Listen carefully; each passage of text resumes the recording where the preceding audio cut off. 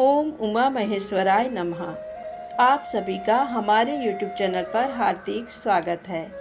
आज की वीडियो में हम सुनाने वाले हैं ऋषि पिप्पलाद, शनि देव और हनुमान जी की कथाएं यदि आपको अच्छी लगे तो कृपया चैनल को लाइक सब्सक्राइब अवश्य करिएगा। आइए कथा को शुरू करते हैं। श्मशान में जब महर्षि दधीच के मांस पिंड का दाह संस्कार हो रहा था तो उनकी पत्नी अपने पति का वियोग सहन नहीं कर पाई और पास में ही स्थित विशाल पीपल वृक्ष के कोटर में 3 वर्ष के बालक को रख स्वयं चिता में बैठकर सती हो गई। इस प्रकार महर्षि दधीच और उनकी पत्नी का बलिदान हो गया, किंतु पीपल के कोटर में रखा बालक भूख प्यास से तड़प तड़प कर चिल्लाने लगा। जब कोई वस्तु नहीं मिली तो कोटर में गिरे पीपल के गोंदों और फल को खाकर बड़ा होने लगा। कालांतर में पीपल के पत्तों और फलों को खाकर बालक का जीवन किसी तरह सुरक्षित रहा। एक दिन देवर्षि नारद वहां से गुजरे। नारद ने पीपल के कोटर में बालक को देखकर उसका परिचय पूछा। नारद ने कहा, बालक तुम कौन हो? बालक ने कहा, यही तो मैं भी जानना चाहता हूँ। तब नारद जी ने कहा, तुम्हारे पिता कौन हैं? बालक ने कहा, यही तो मैं जानना चाहता हूँ। तब नारद जी ने ध्यान धरकर देखा। नारद ने आश्चर्यचकित हो बताया कि हे बालक, तुम महान दानी महर्षि दधीच के पुत्र हो। तुम्हारे पिता की अस्थियों का वज्र बनाकर ही देवताओं ने असुरों पर विजय पाई थी। नारद ने बताया कि तुम्हारे पिता दधीच की मृत्यु मात्र 31 वर्ष की आयु में हो गई थी। तब बालक ने पूछा, मेरे पिता की अकाल मृत्यु का कारण क्या था? नारद जी ने कहा, तुम्हारे पिता पर शनि देव की महादशा थी। बालक ने कहा, मेरे ऊपर आई विपत्ति का कारण क्या था? तब नारद जी ने कहा, शनि देव की महादशा। इतना बताकर देवर्षि नारद ने पीपल के पत्तों और गोंदों को खाकर जीने वाले बालक का नाम पिप्पलाद रखा और उसे दीक्षित किया। नारद जी के जाने के बाद बालक पिप्पलाद ने नारद के बताए अनुसार ब्रह्मा जी की घोर तपस्या कर उन्हें प्रसन्न किया।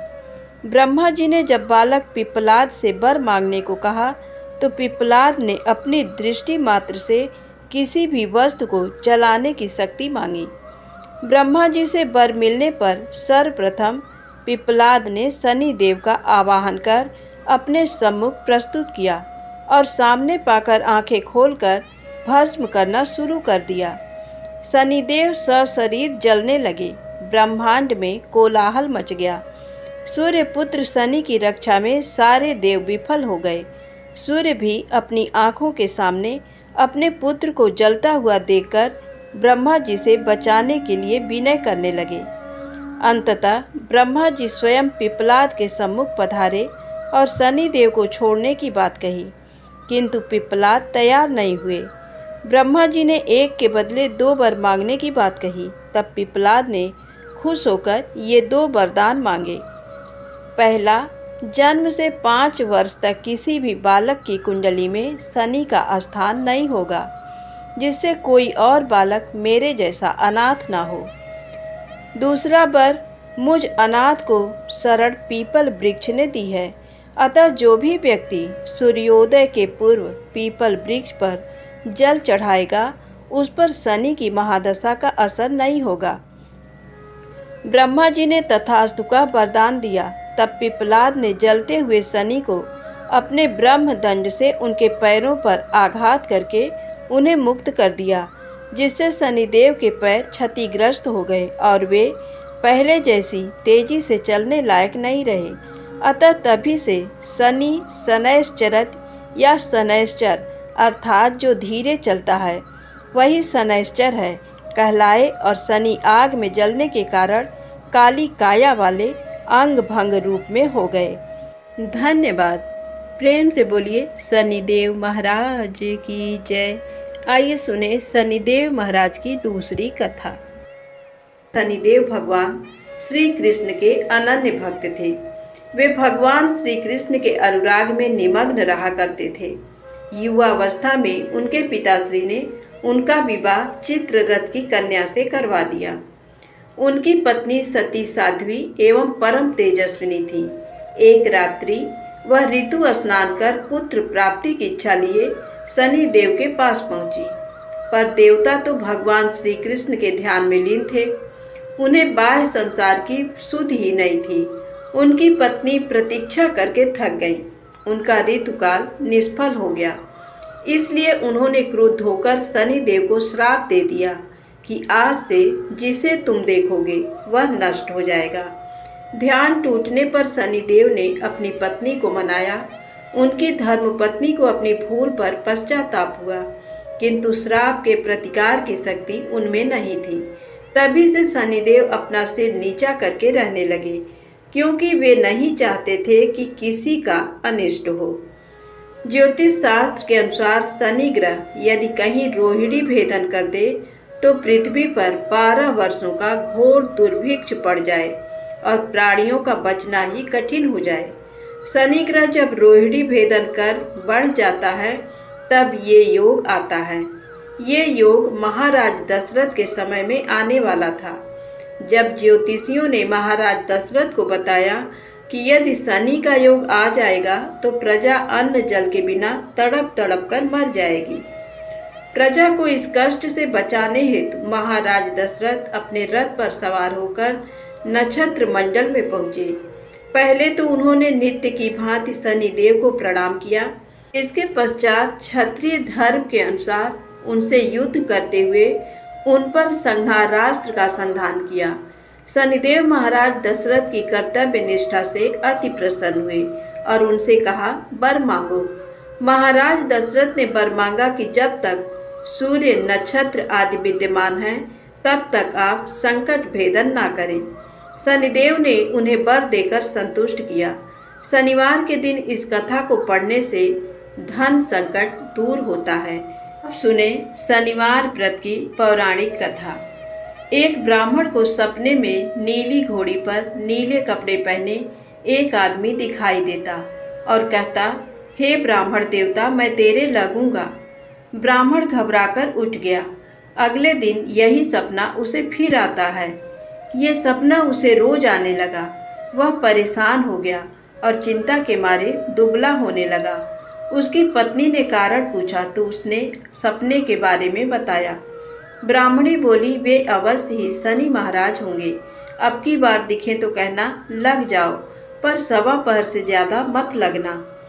उस दिन सपना आने पर ब्राह्मण ने कहा, लग जाओ, पर कितने समय के लिए लगोगे? शनि महाराज बोले, 7.5 वर्ष का लगूंगा। ब्राह्मण ने कहा, क्षमा करें शनि जी, इतना भारी तो मुझसे झेला नहीं जाएगा। तब शनि जी बोले, तो 5 वर्ष का लग जाऊंगा। ब्राह्मण बोला, ये भी मेरे लिए ज्यादा है। तब शनिदेव महाराज बोले, 2.5 साल का लग जाऊं? ब्राह्मण ने मना किया तो शनि जी कहने लगे, 1.15 का तो लगूंगा ही, इतना तो कोढ़ी कलंगी भिखारी के भी लग जाता हूँ। तब ब्राह्मण ने कहा, ठीक है।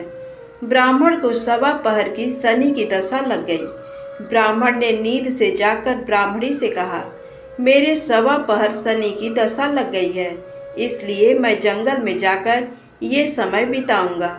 मेरे लिए खाने पीने का सामान बांध दे। मेरे पीछे से किसी से लड़ाई झगड़ा ना हो, इसका ध्यान रखना।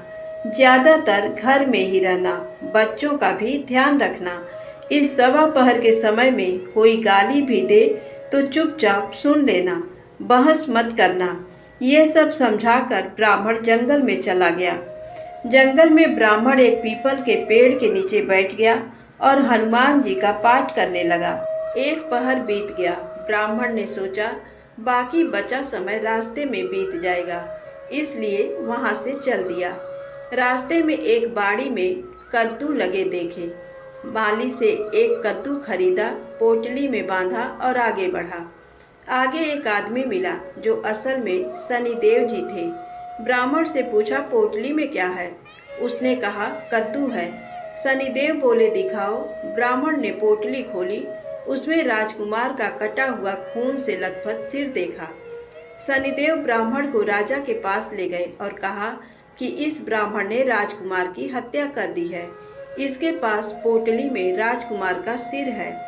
राजा ने कहा, मैं ये नहीं देख सकता, इस ब्राह्मण को सूली पर चढ़ा दो।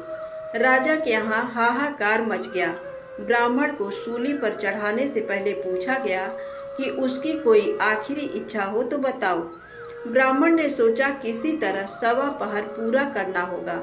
उसने कहा, वह रोज बालाजी की कथा सुनता है, मरने से पहले अंतिम बार बालाजी की कथा सुनना चाहता हूँ। ब्राह्मण को कथा सुनाने का प्रबंध किया गया। कथा कहते कहते 1.25 पहर पूरा हो गया। शनि की दशा टलते ही राजकुमार शिकार खेलकर लौटता हुआ दिखाई दिया। राजकुमार को आता देख राजा बहुत खुश हुआ, लेकिन उसे निर्दोष ब्राह्मण की हत्या का दोष लगने का डर सताने लगा। उसने तुरंत घोड़सवार सैनिकों को ब्राह्मण को आदर सहित ले आने के लिए भेजा। ब्राह्मण राज दरबार में आया तो राजा ने क्षमा मांगी और पोटली दिखाने के लिए कहा। पोटली खोली तो उसमें कद्दू था। राजा ने इन सब के बारे में पूछा तो ब्राह्मण ने बताया, मुझे 1.25 पहर की शनिश्चर की दशा लगी थी, इस कारण ये सब तमाशा हुआ। राजा ने पूछा, ये दशा कैसे टलती है? ब्राह्मण बोला, राजा या सेठ के लगे तो काला हाथी या काला घोड़ा दान करे, गरीब के लगे तो पीपल की पूजा करे। पूजा करे तब बोले, साचा शनिश्चर कहिए, जाके पाँव सदा ही पड़िए।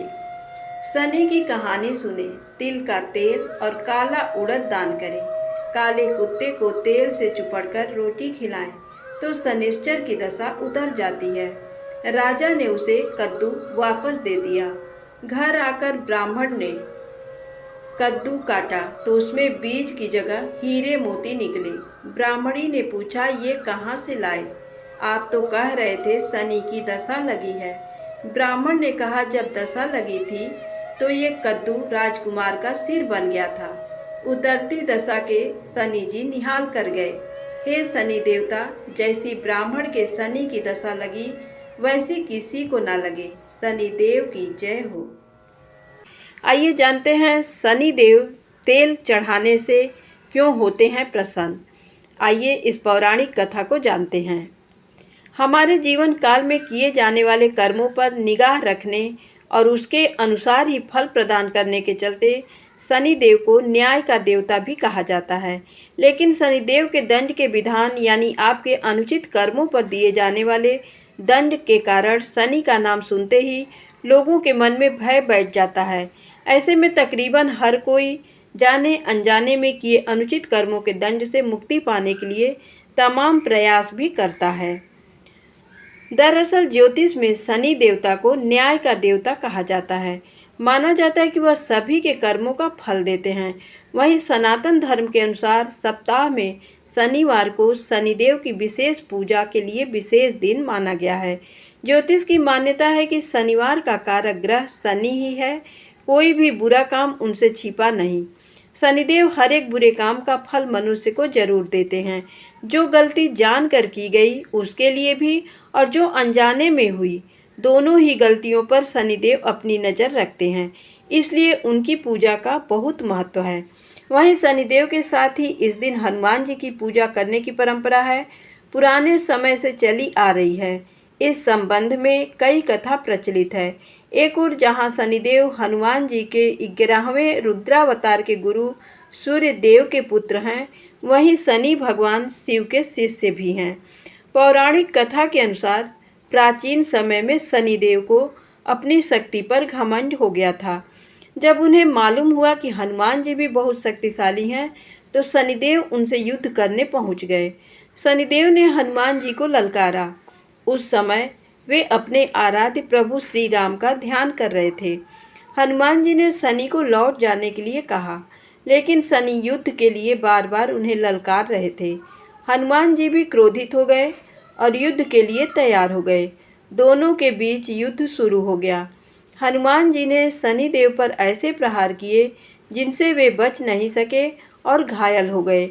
इसके बाद शनि ने क्षमा याचना की। हनुमान जी ने क्षमा किया और घावों पर लगाने के लिए तेल दिया।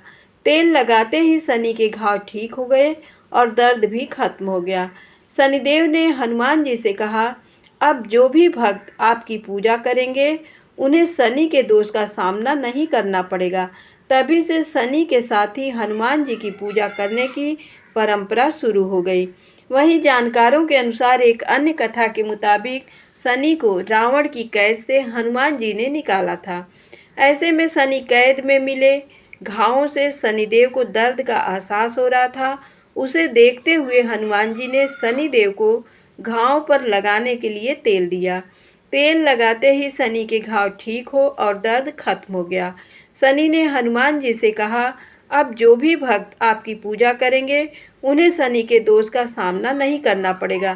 तभी से शनि के साथ ही हनुमान जी की पूजा करने की परंपरा शुरू हो गई।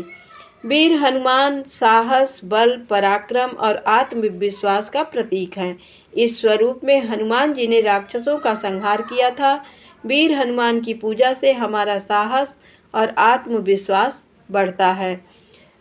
सूर्यदेव हनुमान जी के गुरु हैं। जिस तस्वीर में हनुमान जी सूर्य की उपासना कर रहे हैं या सूर्य की ओर देख रहे हैं, उस स्वरूप की पूजा करने पर हमारी एकाग्रता बढ़ती है, ज्ञान में बढ़ोतरी होती है, घर, परिवार और समाज में मान सम्मान मिलता है।